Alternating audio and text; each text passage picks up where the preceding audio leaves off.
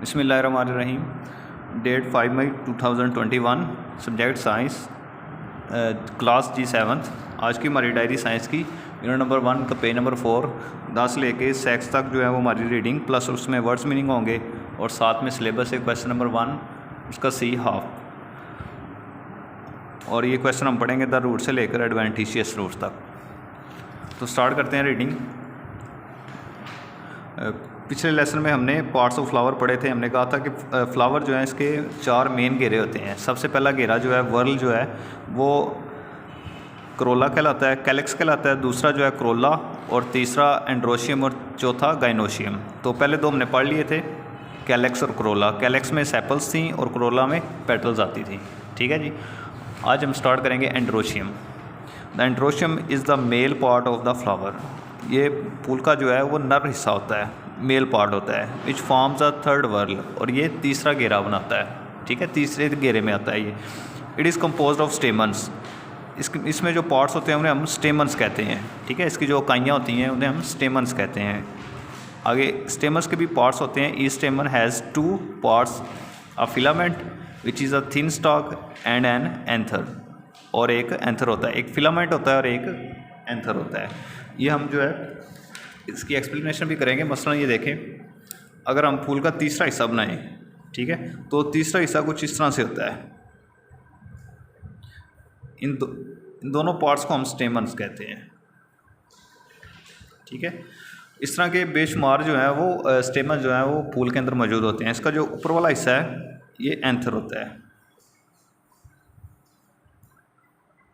और ये वाला जो पार्ट है इसे हम फिलामेंट कहते हैं। ठीक है जी।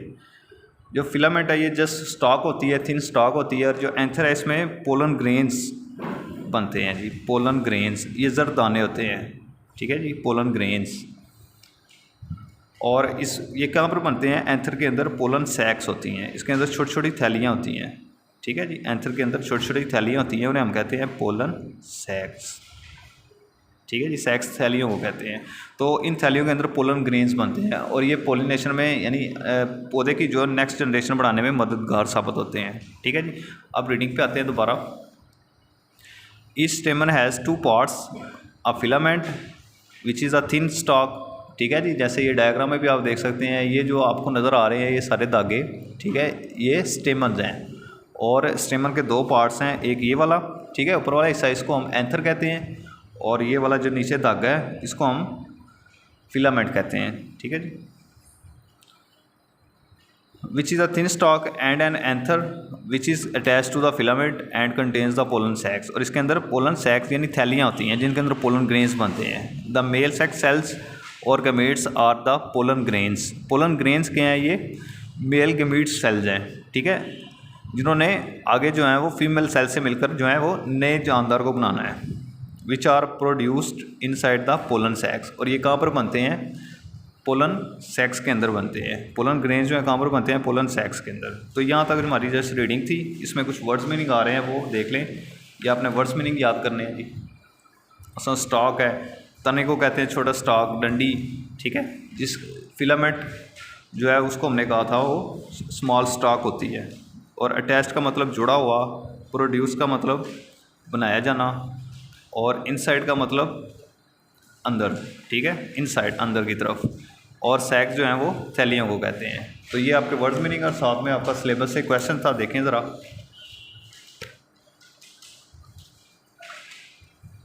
लें जी, ये आपका क्वेश्चन है। क्वेश्चन नंबर 1 का C पार्ट है, name and describe the different types of root. Root की जो नेम बताने हैं उसकी टाइप्स को और उनको डिस्क्राइब करना है। सबसे पहले रूट की डेफिनेशन आपको होनी चाहिए। रूट क्या होती है? Root is the underground part of the plant. ये ज़मीन के अंदर वाला हिस्सा होता है प्लांट का, which is non green in colour, और उसका कलर जो है वो ग्रीन के अलावा होता है। ठीक है, ज़्यादातर वो कलरलेस होती है।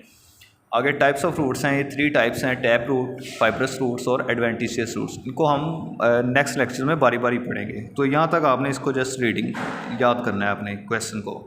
तो यहाँ तक आज का आपका लेसन था। बहुत शुक्रिया। नेक्स्ट लेक्चर तक अल्लाह हाफिज़।